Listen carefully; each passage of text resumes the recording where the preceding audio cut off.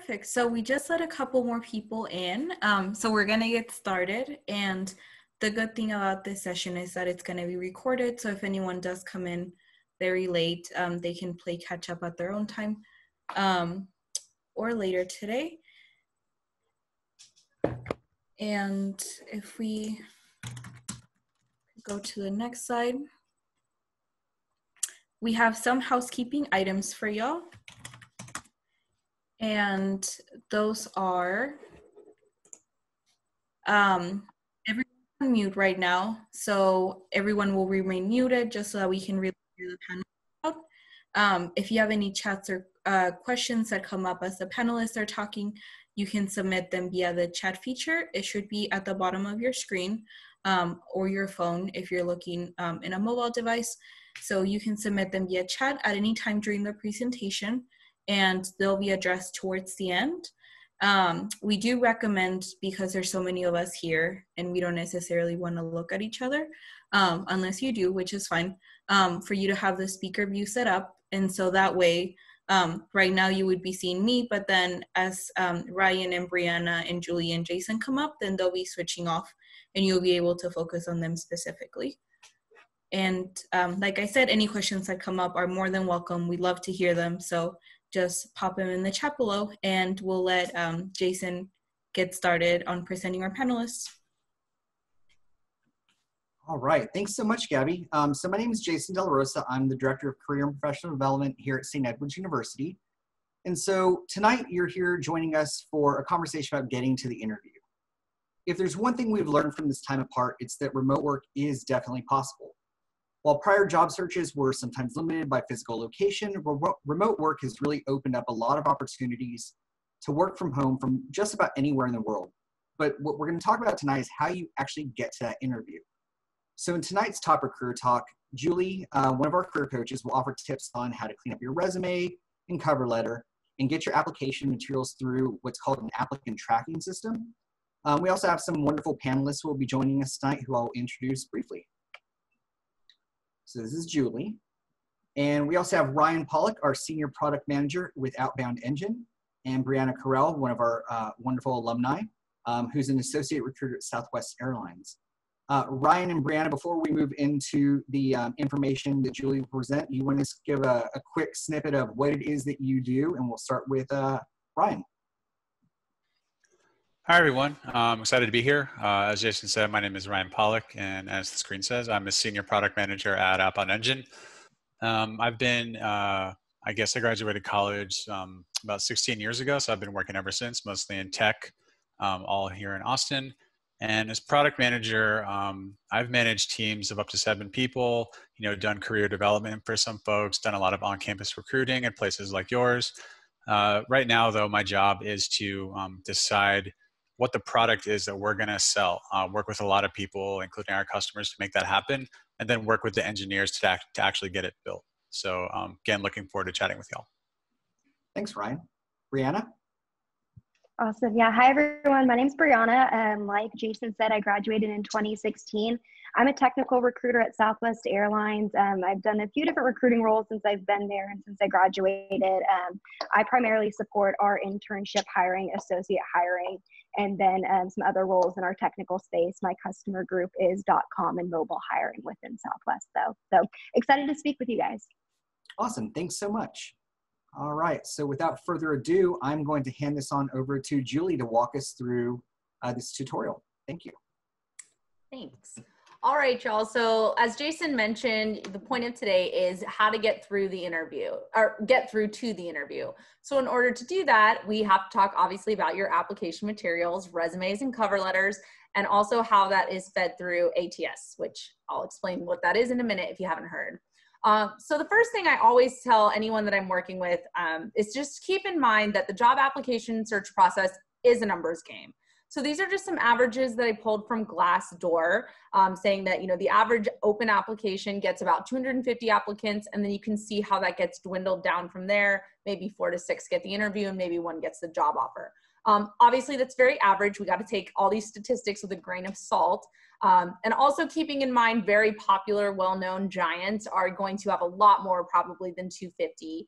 I read a statistic that Google averages about 75,000 applications in 1 week. So I don't like to bring up these numbers to freak people out or anything like that. But why I do it is because I want to remind people that sometimes you're very well qualified for a job. You're very accurately communicating those qualifications on your application. And sometimes you're just up against a lot of competition. But as a career coach, what I emphasize is that is a situation that can't be helped. What we can help is, are you not getting through to the interview process because your application materials are not properly conveying your qualifications and they're very generic? As I'm sure Breanna can attest to, it's very easy for a recruiter to see that you've recycled your resume or your cover letter for the last 100 jobs that you've applied to. People will leave in mistakes like putting the wrong name of the company, not including the company at all, never mentioning the job that they're applying to. Those are all huge red flags. You know I read a cover letter recently that the title of the saved document was Austin cover letter. So to me, that made me go, you don't really want to work here. You just want to work in Austin. So little mistakes like that are definitely not the category that you want to fall into. So that being said, I'm going to talk more about the applicant tracking system, what that is and how you speak to it. So what applicant tracking systems are, just basically they're the software that allows companies to organize and filter applications based on the criteria that they want. So again, when you're seeing in the job description what they're looking for, the companies are programming their applicant tracking systems to look for those things. So it's a match. It's a first line of defense for the recruiter. Before they look at it, they can rely on what the computer brings forward to them as the most qualified applicants. This is used by a lot of companies, definitely, especially big companies, tech companies. As you can see that statistic there, about 98% of Fortune 500. The numbers below it, that was kind of an average that I found about the size of relation to companies and their use of applicant tracking systems. So those that have less than 100, it was about 36% that use them. Those that have more than 500 employees, about 89% using them. So like I mentioned, the applicant tracking system, oh, can you go back 1 second, Jason? Thanks. So the tracking system, again, is just going to filter your resume and look for those key experience, education, skills that the job description is looking for. And then it gives you a match rate like you're seeing in the middle. So it's estimated that about 30% of applicants will make it through that initial ATS screen and onto the eyes of the recruiters. So as you can imagine, that 34% is not really the match rate that you want to be aiming for. You should probably be at the 75, 80% to have a good chance of making it through to the next round. Next slide. So that being said, a lot of people try to sort of beat or game the ATS. So they think, okay, I don't have enough keywords. I'll just like cram them all in there, or I'm going to put them in a white text and make them hidden. Obviously you can do that, but remember, that's just the first round. So as a recruiter, I'm going to know if you overstuffed your resume to try to beat the ATS, I'm easily going to be able to pick out like, hey, I don't know why this resume got such a high score because it doesn't really belong here. So the key is that you're using their language, speaking your qualifications in a way that relates as closely. If it's a direct experience, obviously that's going to be pretty simple. But sometimes, as I'll go through more in the next slide, it's the way you're communicating it that could be improved. Use the vocabulary that you're seeing in the job description. Don't write, acronyms when you can write out full words, things like that. Another thing to remember with ATS is it's not always as technologically advanced as we would think, in the sense that formatting can really mess up the way your application materials is read by an ATS. So I know I get a lot of people that really want their resume to stand out and they're excited to have all their colors and tables and pictures and symbols, which does look great, again, when me as a human is looking at it. But if the computer is my first line of defense, probably it's not going to read all of that information as accurately as what you would probably consider to be a traditional, more boring, plain resume. Another thing to keep in mind, and this is true whether it's ATS or just in general, common practice in the US is not to include any overly personal information. So you might see in other countries, people include their picture, their marital status, their citizenship, none of that. If you're applying in the US, we don't need any of that information. Please don't include it. A debate often with ATS, and I'll admit I go back and forth on the issue, and I would love to see what some of the hiring professionals on the call have to say about it. There's a Word versus PDF debate. Again, speaking to what I said earlier, some systems can more easily read a Word document as far as the ATS is concerned, but the other issue that you can run into with Word is it's not going to maintain your formatting consistency the way a PDF will. So again, there's kind of a back and forth debate there. So I always just recommend when you're doing an application, see if it's specifying the document type, which you should be doing anyway, because you should be following the instructions. But also too, you can often look up that specific ATS and see if it has a preference and a better format for its readability. Next slide. So based on everything I just said, you need to be personalizing your resume at least slightly for every application you're applying to. You know, obviously, if you're a nurse and you're applying to 20 nursing positions in the same type of office, then you probably won't need to change your resume very much, because probably a lot of the key skills and experience is going to be the same. But if I'm applying to some customer service jobs, some marketing jobs, some sales roles, maybe even throw in a career coach application, definitely I should not be submitting the same resume every time, because it's not going to make sense. You want it to be relevant. So obviously highlighting the skills and experience that most closely relate to that job, while also being concise. So there's, you know, people are always asking the 1 versus 2 page resume. I always say, don't get hung up on length, think about relevancy. So it's not supposed to be a giant laundry list history of every single thing you've done, but what is it that's really going to speak to those qualifications, again, match that ATS. Definitely you want to be specific, and how you be specific is you're highlighting your high level duties, your noteworthy duties, your accomplishments, your results, and again, conveying the skills that are transferable. So if I don't exactly have this one skill, what do I have that's most closely related? So if I've never used Salesforce, but I've used a different CRM system, that's at least to show I have similarly situated knowledge. The other thing about the quantifiers, recruiters love to see that. Anywhere you can use numbers to highlight your experience. So don't just tell me that you increase your social media following, tell me by how much in one period. So to say that you increased the following doesn't speak as much as if you said, I increased it by 2,000 followers within 2 weeks. That's pretty impressive. Obviously that becomes harder for those of us that don't work with numbers as much. So you want to think more about, okay, what is the purpose behind what I'm doing? Who am I doing it for, with, what did it lead to? And again, these are all things that if you meet with a career coach, we can really drill down into your specifics and figure out the best way to quantify your experience. Next slide. So I'm going to give an example. Oh, Jason, if you could not click them yet. Yeah, thanks. This is a job description that I found on Handshake, our job database. So this was for an account executive for the Knot. So I'm going to talk a little bit about, again, how are we personalizing the resume? How are we speaking to the ATS? How are we quantifying those accomplishments? So Jason, if you can click the first one. So this is one of the responsibilities that they mentioned in this job description, that you're consistently meeting and exceeding your sales quotas and daily expectations. So a really generic way that you might have said that on a resume. So I took this fake resume that I'm doing from like a spa coordinator type position. So you'll see people that either just copy directly their job description that makes it sound really generic, or they just, again, are being very general about what they did. So Jason, if you'll click the next one. So you'll see, you know, they hit on sales here, but it was kind of, again, lumped together with some other general duties. It's not really standing out. But again, if I want to link back to, okay, how can I show that I've met or exceeded my sales goals? A better thing to do would be to let that sales experience stand on its own. And again, think about some of those quantifiers. So Jason, if you want to go to the next one.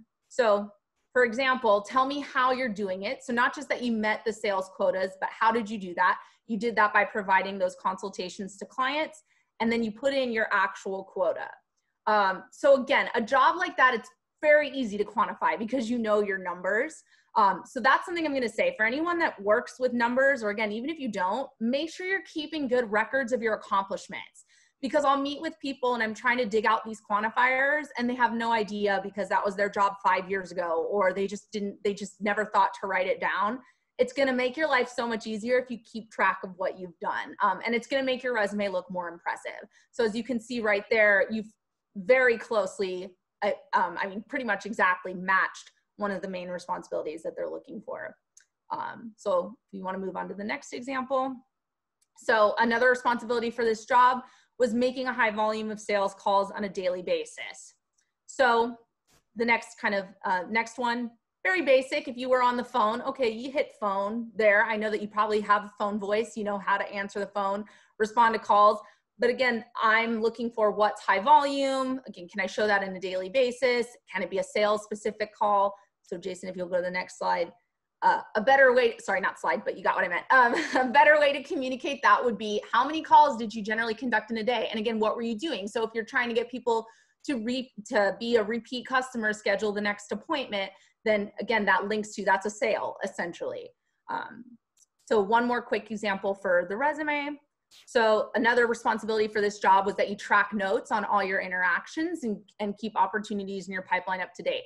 So again, something more general that maybe sort of hits on that I've seen on resumes, or again, as copied from a job description would be the next one, where people are saying, okay, I did some general filing, general administration. Again, I don't ever want to see general duties. I want to drill into how can I match most closely the tracking notes on all interactions. So how you might rephrase that in this instance, track notes on client interactions and update appointment information in Booker. So that one specifically, maybe when I originally wrote it, I wouldn't have said track notes on client interactions. I might have just said like document appointments or something like that. But again, that's a really good example of, you're not lying, you're still communicating the same skill, you're just speaking the language of the job description. And this one too, this job was looking for experience with Salesforce in particular, or another CRM. So that's why, like, okay, adding the Booker one there, okay, maybe you don't have Salesforce, but again, it's showing a similarly situated CRM that you can link to. So this is what we mean by making it specific, speaking the language, quantifying your experience. And this is not easy to do. Like I, made some of these descriptions up off the top of my head because I've done, I don't even know how many thousands of resumes in my lifetime for myself as well as other people. So we don't expect you to come in knowing exactly how to do this. And that's another reason why we say, just meet with us. We can dig into your specifics and we can really kind of pull out some of this additional information and help you scan that job description to know how you can meet those key experiences. Next slide. So same ideas with the cover letter as the resume. You want to make it as personal as possible, avoiding those cliches and generalizations, addressing it to a human.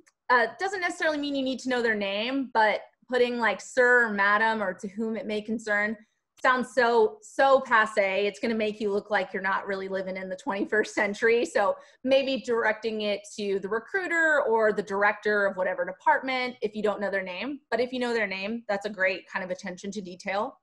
I think one of the biggest traps I see with the cover letter is people just reiterating exactly what's on their resume. They're telling me, okay, well, in my last job, I made a bunch of sales calls daily and I tracked my client information. And I'm like, well, I've already known that. I saw that on your resume. So instead, tell me more about it, supplement it, give me an example of an accomplishment. Also, make sure that you're making this personal. I think people are really afraid to be personal on the cover letter because they think it has to be formal. But remember that companies want to know that you're a fit, not just technically for the job, but for their organization as well. So how do you align with their mission, their vision? Do you have a personal experience with the company? For Southwest, I'm sure many people can say why they love flying Southwest. And my dad in particular will never fly another airline. So I'm sure he would tell them that if he was applying to work there. And remember too, that while you're formal in your language and your structure, that doesn't mean that it's completely devoid of personality, of voice. Make sure that's present in the cover letter as well. Next slide. So again, going back to this example with the not, I've pulled out some other things from the about section, which is a good section to really analyze when you're looking at a job, whether it's in the job description or maybe you need to dig a little bit more on the company website. But again, these are some more of the soft skills or more of the personal connections that you can think about demonstrating your fit with. Next one. So this one was saying that, you know, are you looking for an experience where you can build and grow and earn? I see a question, I think, about, do you even need a cover letter? That's a great question. And I think something that is important to know as I'm talking about ATS or what recruiters think, we never know. I've talked to some recruiters that read every single cover letter. I've talked to some who maybe their hiring manager will read it, but they don't. Some that maybe skim it briefly. We can never say for sure someone's gonna read it or not read it. But the key is, if they're looking for it and they want it, if you don't put a cover letter, again, that's like we were talking about in the beginning, automatic trash pile, because you didn't follow the directions. And not only not follow the directions, you're not showing that you cared enough about this job or the position to write a cover letter. So you'll see sometimes that it's optional. I tell people it's never optional, because again, if I've got 20 applicants and 5 of them wrote the cover letter, I'm probably going to think that they at least cared to write the cover letter. But again, that's me. Somebody else on this call might be like, I don't care. I'm still looking at the one that got the highest ATS score. So again, we can never know exactly because we're not the recruiter. So that's why we just have to do our best and put forth our best effort. So going back to this build, grow, and earn example. So here, a talking point as related to that, Jason, if you can hit the next one. Like, why do you want to build, grow, and earn? How do you grow in your daily life? How has this been demonstrated in the past? Were you promoted 3 times in the last 4 years? Those would be key talking points as related to this point about the company and about the position. Not that, you know, you hate weddings because you're working for the knot, you know. So thinking about how am I connecting to those specifics. So next example, another thing they mentioned is people that can really build rapport with business owners. So again, that should be a story that I'm talking about. If you want to click the next one, maybe talking about, you know, connections you already have in the industry. What's your philosophy for building rapport? How do you go about doing that? How do you keep all these people fresh in your mind? That would be key things to talk about, not, again, some random skill that I have on my Twitter account when nothing about this job was talking about using a Twitter account. Next example. Again, this one is talking about they're looking for people that are highly motivated, can be successful. So talking points, if you want to hit the next one, might be something like, you know, give me an example of a time you really exceeded a goal, or what motivates you? How do you successfully achieve those sales? What would you do differently? How do you think you can help that company meet their sales goals? Those would be things to talk about in the cover letter. So again, think about what is the job wanting, both technically and as far as me as a person, as far as their company mission or values, not just here's my generic cover letter where I summarize all of my experience that, again, I've probably already seen from reading your resume. So key takeaways, it has to be personalized. And again, it's not something that we expect everyone to be able to really easily do on their own. And that's why we as career coaches are here to help you. Jason's going to go into later details and how you can get help from us. So I won't put that out there right now. But a couple things I did want to point out as related to resume and cover letter, besides the excellent advice of some of your friendly career coaches, I think the Muse is a really good resource online. They have a lot of writers that are career coaches on there and other like recruiters and professionals. And I tend to send articles that I found on there a lot to people who need some more examples of the personalizing of the resume and the cover letter. And then JobScan is another tool that we have access to for you that actually mimics an applicant tracking system. So it will give you a score, just like that match rate that you saw at the beginning. You scan your resume, you scan the job description, and it gives you a score. And it'll break down, hey, you're missing these skills, you're missing these experiences. And so that's a really good jumping off point for us to talk more about, like I mentioned in the beginning. Are you getting a poor score because this job is really outside of your scope? Or are you getting a poor score because you're not properly communicating the way that speaks to the language of this job? It's one of my favorite tools, and definitely, again, I would love for you all to take advantage of it, as well as any of our other services. And like I said, just remember, we're here to help make the process as easy as it can be. And that's all I got. Julie, thanks so much. We really appreciate that. So what we're going to go ahead and do now is move along to our panelist questions. So first question up, and we'll go ahead and kick this one to Breanna to start. Could you talk to us a little bit about what you look for on a resume or cover letter when deciding who to invite for an interview? And also thinking about what Julie said about, like, does the cover letter matter to you? Yeah, absolutely. I think everyone should go spend some time with Julie. She was spot on all the things she called out. So awesome advice there. I'll start kind of going backwards as far as the cover letter goes. Personally, we do not require a cover letter for our internships or our full-time opportunities at Southwest. If I have a candidate that submits one and they've taken the time to write it, I will absolutely take the time to read it, because the effort that they've put forth there. So if that's something you want to do and you feel comfortable doing, and that's going to be a way for you to put your best foot forward, please feel free to do that. We don't require them. I think being very intentional, as Julie mentioned, when writing those cover letters and resumes is super important. I've seen people, to Julie's point, write the wrong organization. They write why they align with American Airlines values, right? So just kind of being really careful when you're putting that together. I know it's easy to say, I see a job I'm excited about, I want to submit the standard resume I have, but really taking the time and then kind of leading into your first question as far as what we look for in the resume, to make sure you're aligning with the job duties, your previous experiences, and where the overlap is on your resume there. So let's say the job, and I'm a technical recruiter, so I'll use software engineering, for example, requires Java experience. Make sure you're calling that out in your resume. Not only that you have the skill set, we see a lot of students or even full-time employees who put at the bottom as far as additional skills that they have Java as a skill set, but making sure you're incorporating that if you have class experience where you've used a technical skill set, pardon me. If in a previous internship you've used that, calling out how you've done it, tying in those metrics, those project examples are really key and helps us better understand our applicant pool and how they might best fit into the organization. Thank you so much. Yeah, of course. Ryan, same question to you. What is it that you're looking for on a resume or a cover letter when you're deciding who gets brought up to the interview stage? Yeah, you know, I feel all I can really do is just augment Julie's points. I mean, you made so many excellent ones. That was really good. I want to highlight a couple. So typically where I have sat in organizations, I have done recruiting, but I've also been the person who gets, you know, fed the candidate from the recruiter. So it's kind of interesting with both angles. In a lot of cases, it might sound scary, but like I'm looking for a reason to say no to this resume because to Julie's point, I get so many of them, especially if I'm the one also doing the recruiting. And so, you know, little things that matter are specifics. Julie talked about quantification.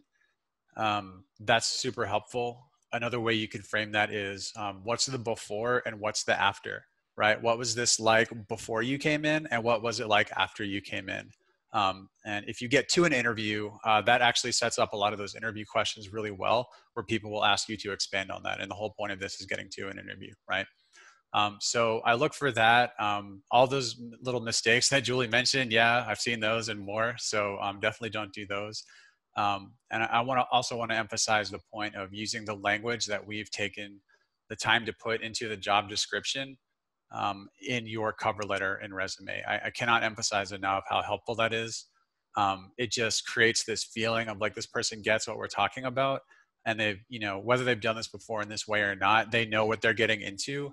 And, you know, it might sound silly, but that is a great way just to separate yourself from other people. That's a little thing you can do to Julie's point, like stand out from the pack a little bit, which is kind of what it's all about. So those points I thought were really, really good. You know, I also want to echo Breanna's point. If you don't have necessarily real world experience with something, think about a personal project or a group project in school or something that you can use there. Java coding experience is a very good example. It may not apply here, but you know, lots of opportunities to showcase that on the web. I used to work in technical writing. So we would ask for writing samples, and you know, these days it takes literally no effort to start a blog online, send some writing samples along. So it's good to show people those kinds of things, right? Always link off to your examples, by the way, in the resume.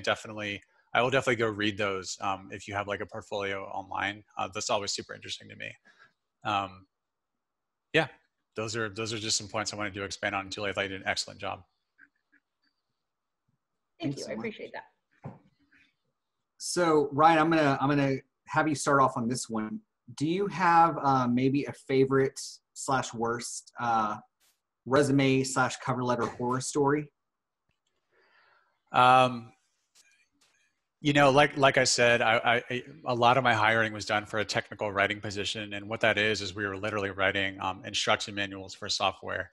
And you talk about like grammar, spelling, style guides; those were all super important. So I unfortunately have too many horror stories to count of, you know, someone getting rejected right out of the gate through a school's applicant tracking system because of a grammatical mistake or a misspelling. It's like, look, I get too many people who don't make those mistakes to even pay attention to the people who do make those mistakes. So I don't have any super good horror stories, but I will say, kind of in line with that, definitely have been at an interview with a candidate, you know, again, for the technical writing position. And look, you're writing, and one of the pieces of it was a test where you had to go up and you find all the grammatical errors in a manual to fix them. And, you know, candidate was like, I think it was nerves, which is, you can kind of understand. I mean, I've been there myself, but, you know, she said something along the lines of, you know, as she was turning it in, she was like, oh, no, I'm not really good at spelling. And I was like, why would you say that? That is absolutely not the right thing to say. So that kind of stands out to me definitely as one of my quote unquote horror stories. Thanks, Ryan. Breanna, how about you? Yeah, so I think we're super lucky at Southwest in the sense that one of our core values is fun-loving attitude, and our candidates really take that to heart. Before I was a technology recruiter, I was actually a pilot hiring recruiter, so I was on our flight ops hiring team, and we had a few pilots who really took that fun-loving attitude to the next level.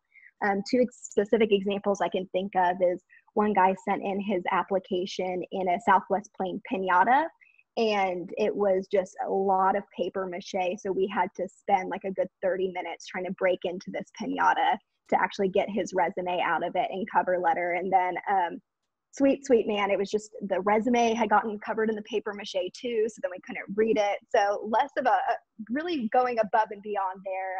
And just he had also submitted a different way, but a funny one there. Similarly, we had another pilot candidate who had sent us like a life-size poster of his resume, but it was structured as his Tinder profile. So just kind of walking that line of creativity, fun-loving attitude, but maybe not in the professional setting as well. So horror stories, kind of interpret as you will, but those were two ones that are definitely seared in my mind for the foreseeable future.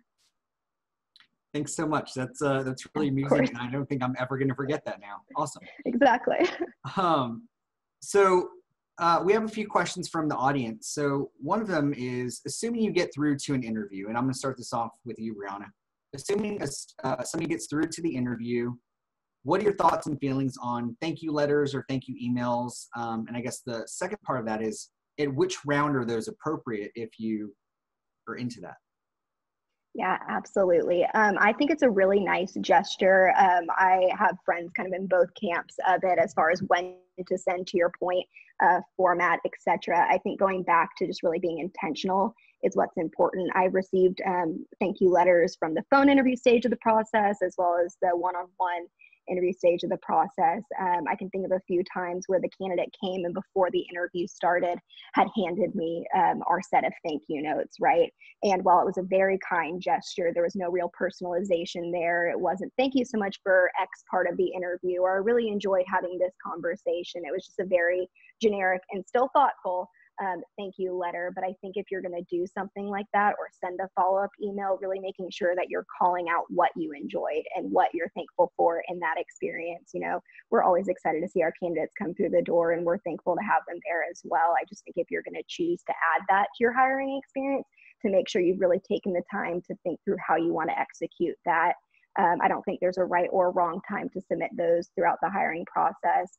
I will say a lot of times for us, if a candidate asks if we usually pass along the information to our hiring manager, or we'll collect the thank you notes and provide it to them on their behalf, or if they send us an email, we'll make sure to forward it and send it along too. So I think it's really a choose your own adventure there. There's no right or wrong approach to it as long as you're being intentional when you're submitting those.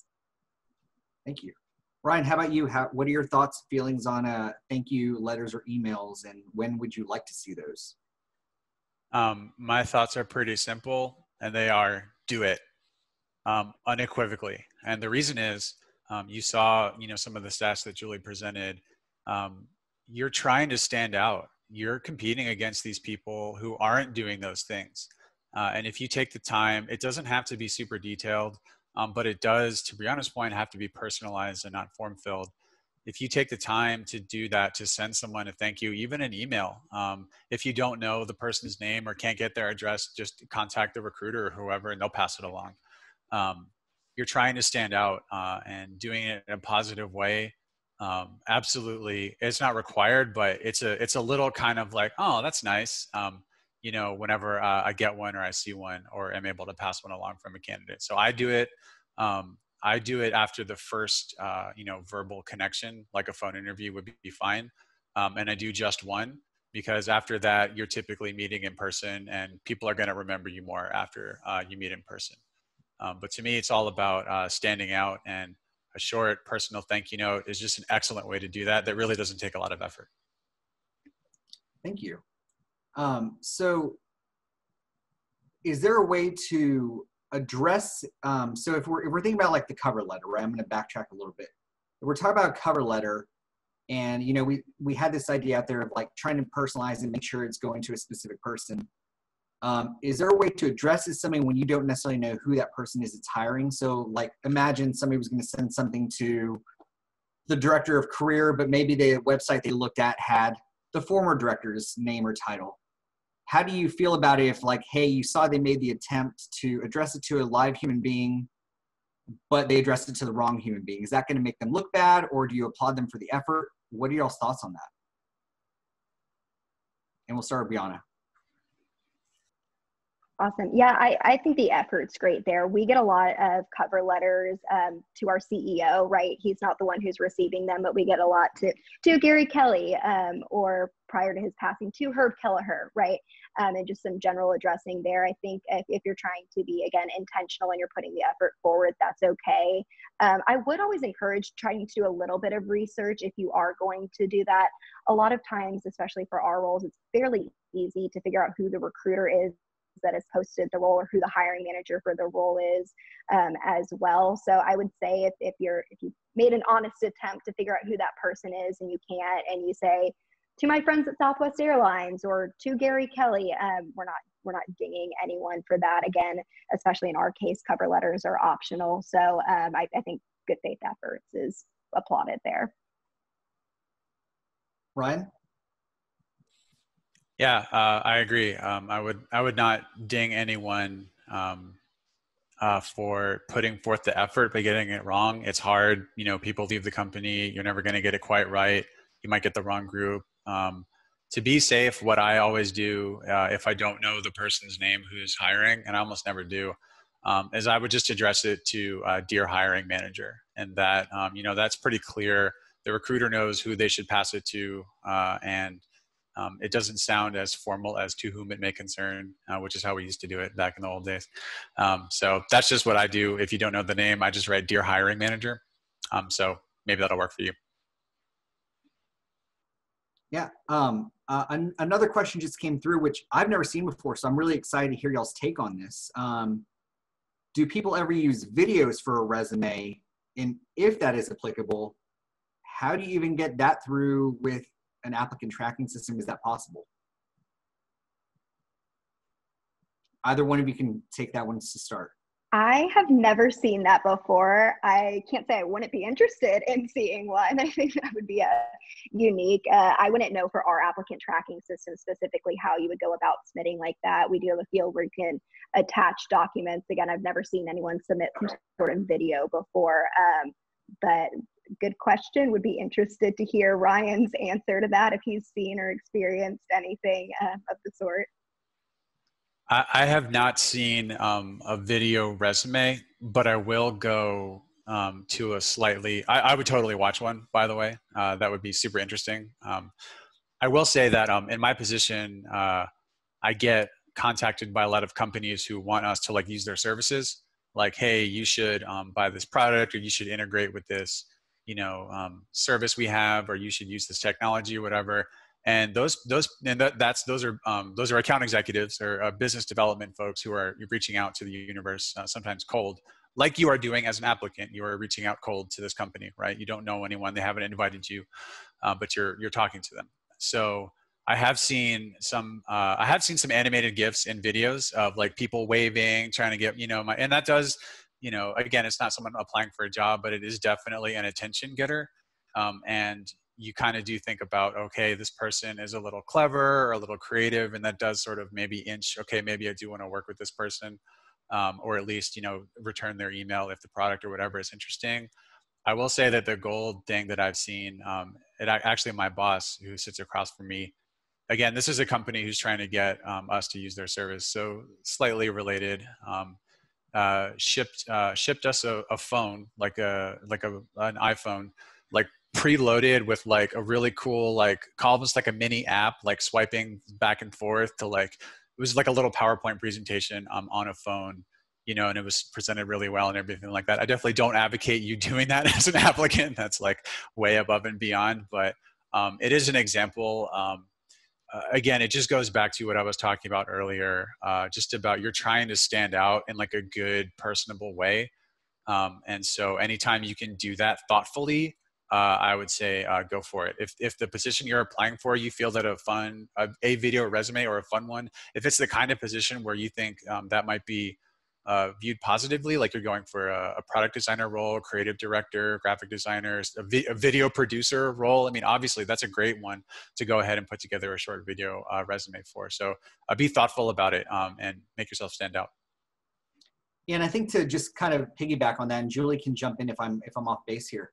But since some of these systems, like you have to upload, like, and they restrict the document file type, like you might be restricted to a PDF or a Word. So I don't know how you would get a video into some of them. But if it's like, hey, email the recruiter, email the hiring manager, and you could put it as an attachment, that's the only way I can picture it going. But I could be off base here. Julie, any thoughts? I think I'm going to echo whatever it said. I've never seen like the option to upload a video. I'd say maybe if you have your LinkedIn and you link those videos to your LinkedIn or something, but yeah, I mean, I've never seen it in an ATS. I think, there are companies that do use kind of like the little video kind of quick pre-screener questions. So like HEB, they do, when you submit your resume and then you answer these quick 5 questions via a video. But again, that's like after you've already submitted your materials. Thank you. So one of the questions here is also in regards to how far back you go on a resume, right? And so do y'all only want to see experiences that go 10 years back? Do you want to see something that goes like from their very first professional job? What's the kind of stopping point? And I guess follow-up is, does that differ in some of the industries y'all are in, right? So we'll start with Ryan. Yeah, that's a great question. As I, get further into my career years and start applying for jobs, how far back do I go? What I've done, I put everything on there, post-college, of course. I don't put like my high school, I sort of pizza at the counter job. But I get way less detailed the farther back I go, because recent experience is going to be hopefully more relevant to what you're doing. And then if there are any details that are relevant, I try to finagle the bullet points to include them, or that's a good thing in my opinion for the cover letter. But yeah, I feel like I'm right on that line where I'm just getting, enough experience to where I'm going to have to start thinking about that a little bit more. Good question. Breanna.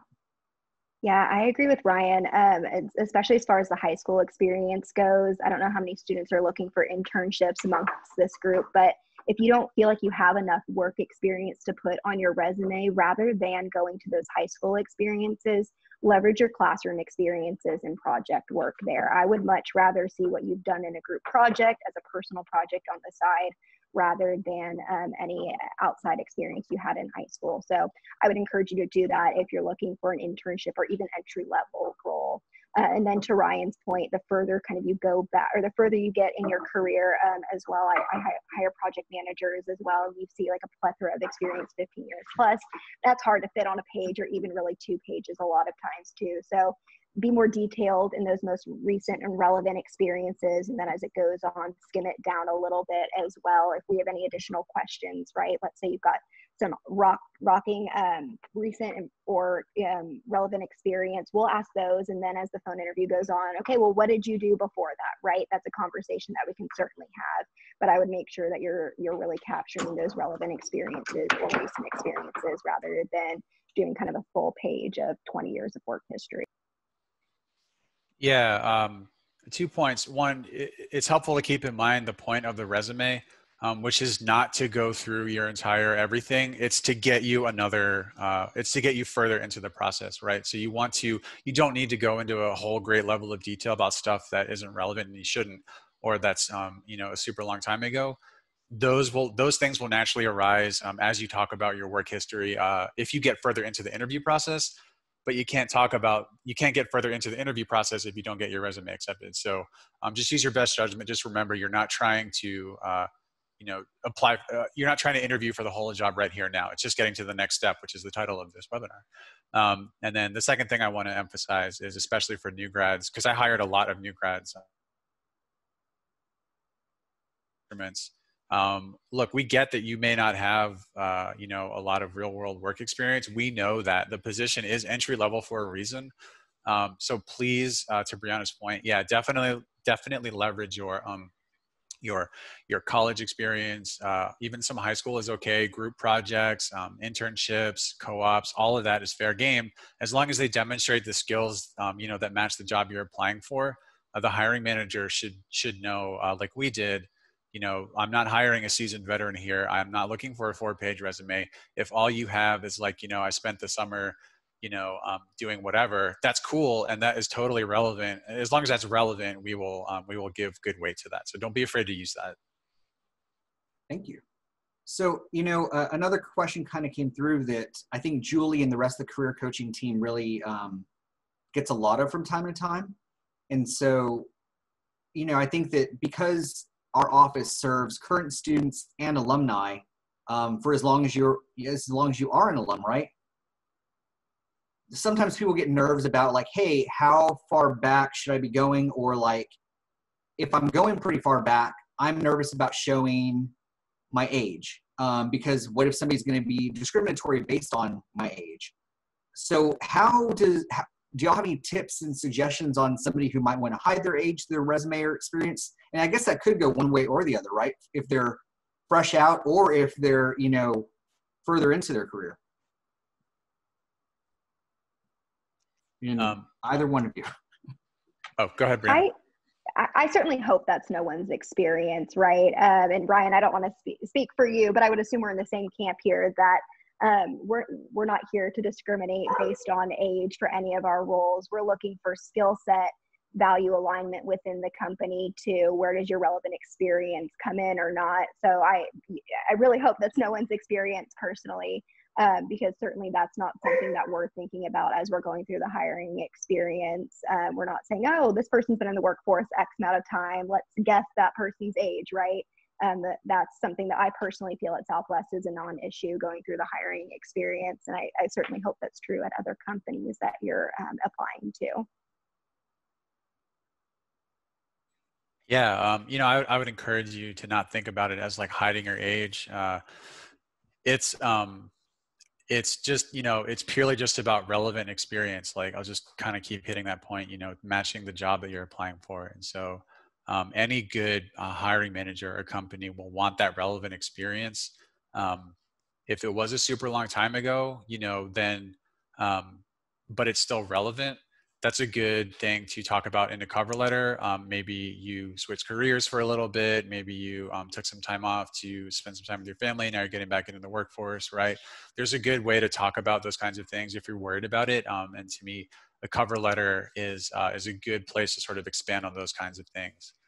But yeah, I echo all of Breanna's points. We're just trying to hire smart people who can do good work. And so not worried really about anything else. Thanks so much. So I know we've got some more questions coming through, but I know we're getting close on time. So I'm going to kind of run through the kind of end of show sort of stuff before we move on to next steps. I'm just wondering, Breanna and Ryan, is there any kind of last parting piece of wisdom or advice that you would like to bestow upon the audience about what they could be / should be doing to get themselves to the interview stage? Most important thing. You know, I've said it a couple times, but you know, you want to separate yourself from the pack, from the other people who are applying, but in a thoughtful way, you know. So just use your best judgment, bounce some ideas off of your friends or family if you want. Hey, do you think this would be appropriate? Is this a good way to talk about this? You know, leverage your network in that way. If you know someone at the company, potentially, even if they're not in the department or whatever, ask them to look at your resume. I've gotten, the way that I got my job here in Austin when I was still living in Maryland is I asked someone at the place I was applying for to look at my resume. I didn't even apply. I just asked them to look at my resume, and then she took it from there all the way through to, hey, and getting an interview and getting hired. So you never know. You just never know. And I would also say, especially during the pandemic situation we're in, don't beat yourself up. You know, Julie made a good point at the start. You know, these aren't necessarily personal rejections. Sometimes it's a numbers game. Sometimes someone is, you know, hasn't had coffee yet and they're reading resumes and they hit the reject button. Like I am responsible for doing my own job as well as sifting through resumes and making good decisions. So, you know, sometimes it's just a mistake on my part that I reject someone. Don't take it personally. And I would say if you're having a tough time with it, every once in a while, take some time out to just not apply for a job. And so just so you can kind of like, you know, get your head in the game and get your head straight. I feel it's important to take that little kind of mental health break every now and again as needed if you're applying. Thank you. Breanna. Yeah, I completely agree with Ryan. And then circling back to everything Julie has said earlier, I would say my one word of encouragement is really make sure you're taking the time to understand what the job is asking of you and what those requirements are and how you can add value in that space. I really think it's an easy way, but understanding what that job is requiring by taking the time to really go through that job description and then calling out your skill sets and how those aligned really makes all the difference when a recruiter is reviewing your resume. Thank y'all so much. So again, I just really want to thank you for your time. We'll move into the other things and we'll kind of wrap up in just a moment. So with all of this, right, we've had a lot of great information, but I just want to remind everybody that the Career and Professional Development Office is here to help you and serve you. And so that is our current URL, but in the coming weeks, we have some exciting changes coming. And so we will have a brand new website and there will be a page dedicated solely to alumni needs and resources. So with that, right, we are going to be here to help you with your resumes, with your LinkedIn profiles, cover letters. When you get those interviews, we're more than happy to help you run through interview prep. Keep in mind that we have Hilltop Careers /Handshake. That is a database for the Hilltopper community. So it functions like an Indeed or a Monster, something like that, in which you can go in and look for, search, and apply for jobs straight through the system. And there's, you know, I think hundreds of jobs that we're getting and approving on a weekly basis. On our website, you'll also find there's job and internship opportunities and search resources. It's on the main landing page. You may be wondering, how do you get a hold of us? Go ahead and email us at seucareer@stedwards.edu. You can call our number. So because we're not in the office right this moment, we will be returning back to the office very soon here. And so if you call that, just expect to go ahead and leave a message and somebody will get back to you that same day. But again, make sure you're visiting the main career page.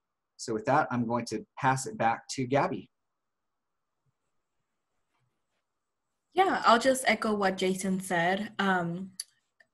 Make use of your resources, such as the lifelong availability to the career services. You can meet with the counselors and do all the stuff that Jason just mentioned. One of the other resources available is your connection to the Alumni Association. So you can network with other people, you can join a book club, you can attend our monthly series, which is the Topper Career Talks. And on that note, whether it's your first one today or I see a lot of names that have been recurring to the series, thank you so much for being here.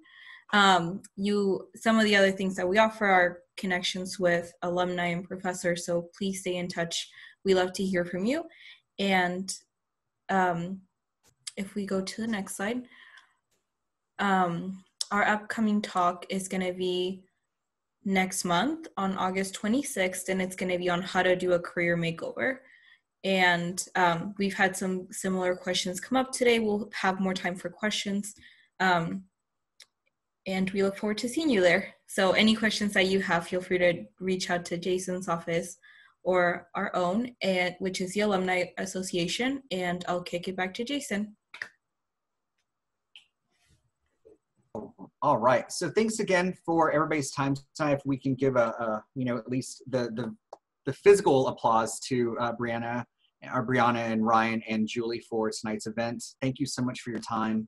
And alumni, we really, really hope to hear from you soon. And, I hope that we can all see each other in person at some point in time in the near future. But thank you for coming, and we hope you join us next month for the Career Makeover One-on-One. We'll be unveiling the future list of topics in the very near future, but this will be a continued series on a monthly basis. Thanks so much. Y'all have a great night.